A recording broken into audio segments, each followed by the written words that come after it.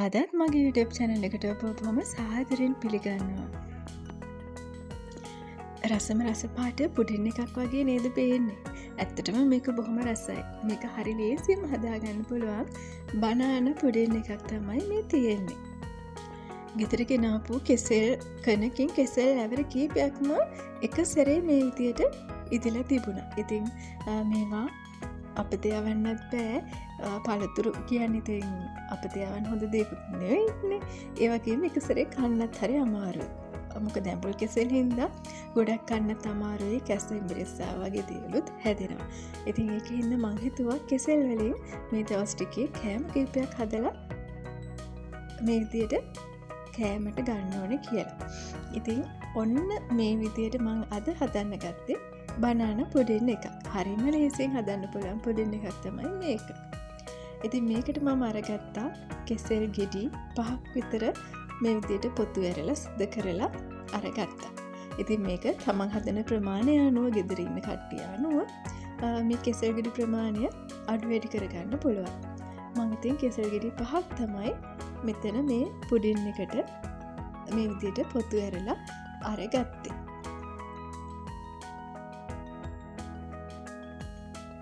ඊට පස්සේ මේකට මං අරගත්තා එක බිත්තරයක්. හොඳ බිත්තරයක් අරගෙන ඊට පස්සේ ඒක මේ විදියට කෙලිම බ්ලෙන්ඩ් ජායකට දාගත්තා. මේක හරිය ඉක්මනට හදන්න පුළුවන් එකක්.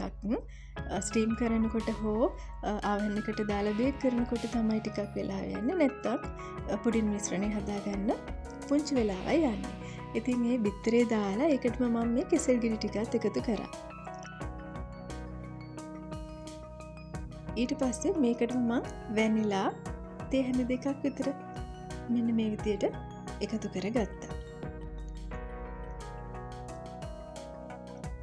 ඊට පස්සේ මම මේක බ්ලෙන්ඩ් කරගන්න තමයි දැන් මේ යන්නේ.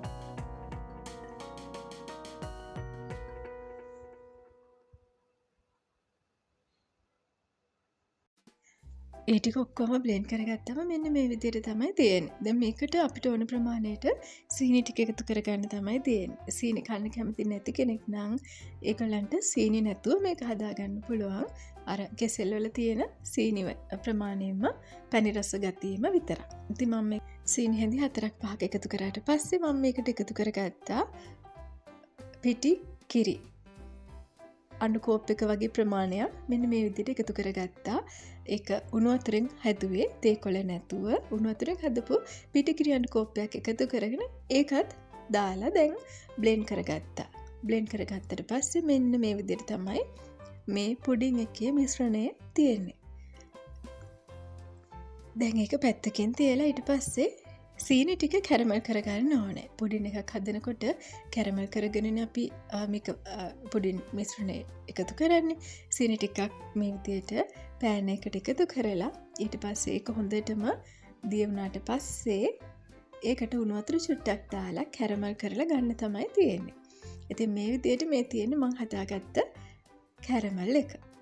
දැන් මේක මං මේ වාජනේ තමයි පුඩින් එක හදන්නේ. දැන් මේකට මම එකතු කරගත්ත මේක බටර් ගාලා තමයි මේ භාජනය මේ අරන් තියෙන්නේ. එතකොට ඇලෙන්නේ නැහැ. හරි ඉක්මනට හොඳට ගැලවෙනවා පුඩින් එක හැදුනට පස්සේ. බටර් ගාලා ගත්ත මේ බෝල් එකට කැරමල් එක එකතු කරා. ඒක චුට්ටක් හයි වෙන්න තියලා ඊට පස්සේ විනාඩි 2-3ක් තිබ්බහම කැරමල් එක සෙට් වෙනවා. ඊට පස්සේ මේ විදියට මම හදාගත්ත පුඩින් මිශ්‍රණය මේකට එකතු කරගත්තා. දැන් තියෙන්නේ මේක හොඳට මම මේක බේක් කරන එක තමයි කරන්නේ. මම සාමාන්‍ය පුඩින් බේක් කරන්න තමයි ලොකු කැමැත්තක් තියෙන්නේ. ස්ටීම් කරන්න නෙවෙයි. ඒක හින්දා මම මේක oven එකේ දාලා බේක් කරන්න තමයි මේ ලෑස්ති වෙන්නේ.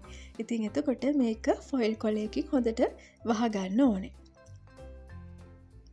මේ විදිහට ෆොයිල් එකක් අරගෙන මේක හොඳට වහලා සූදානම් කරගන්න ඕනේ බේක් කරගන්න. මේ වෙනකොට මම oven එක සෙල්සියස් අංශක 180ට විනාඩි 10ක් ප්‍රීහීට් වෙන්න තියලා තියෙන්නේ.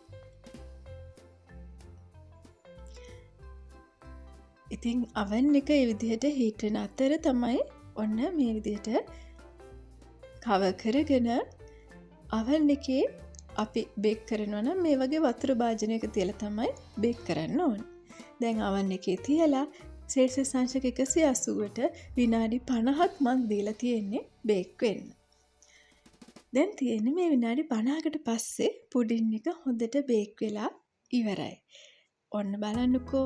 ඇරලා බලපුවාම පුඩින් එක විනාඩි 50 ඇතුළත හොඳටම බේක් වෙලා තියෙන්නේ. ඉතින් මේකට ටූත් පික් එකක් ගහලා බලපුවාම මේක කිසිම දෙයක් ගෑවෙන්නේ නැහැ කියන්නේ හොඳට බේක් වෙලා දියර ගතියක් නැහැ.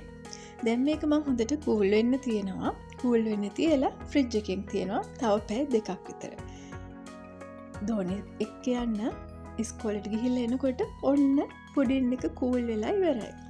දැන් මම ඒක එළියට අරගෙන මේ විදියට චුට්ටක් බුරුල් කරලා අනිත් පැත්ත හරවන්න තමයි යන්නේ. ඔන්න තියෙනවා හදාගත්ත රසම රස බනාන පුඩින් එක. හරිම සුවඳයි මේ පුඩින් එක. ඉතින් මේකට කෙසෙල් ගෙඩි ආනමාලු ඒ වගේම ඇම්බුන් ඒ වගේ කෙසෙලුත් අරගන්න පුළුවන්. හැබැයි ඉතින් ඇඹුල් කෙසෙල් වලින් මට ඊට වඩා මම කෙසෙල් කීපෙම හදලා තියෙනවා. ඇඹුල් කෙසෙල් වලින් ඒ පුඩින් එක හරි රසයි.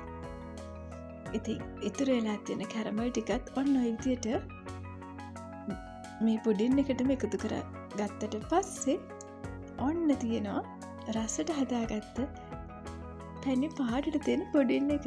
දැන් තියෙන්නේ ඉතින් මේක කන්න තමයි. එහෙනම් ඔන්න කපලා බලමුකෝ ඇතුළ කොහමද කියලා.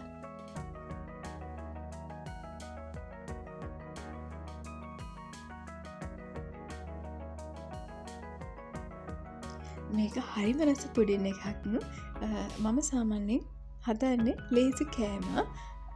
ලේසි නැතත් මම හරි ඉක්මනට හදලා ඉවර කරගන්න තමයි මට උවමනාව තියෙන්නේ. ඉතින් මේකෙත් මේ පුඩින් මිශ්‍රණය හදන්න විනාඩි 2-3ක්වත් යන්නේ නැහැ.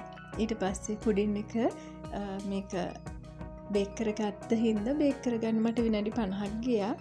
ඊට පස්සේ ඉතින් කූල් කරන්න තව පැයක් 2ක් විතර චුට්ටක් තියෙන්න ඕනේ.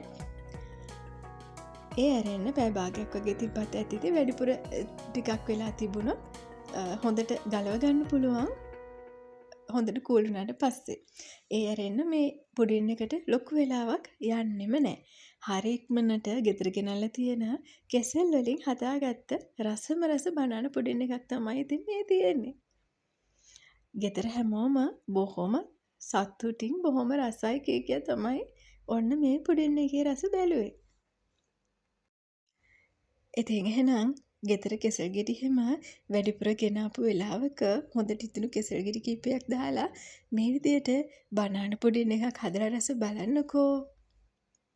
එහෙනම් ඉතින් අදත් මගේ YouTube channel එකත් එක්ක එකතු වුණ ඔබට බොහොමත්ම ස්තුතියි.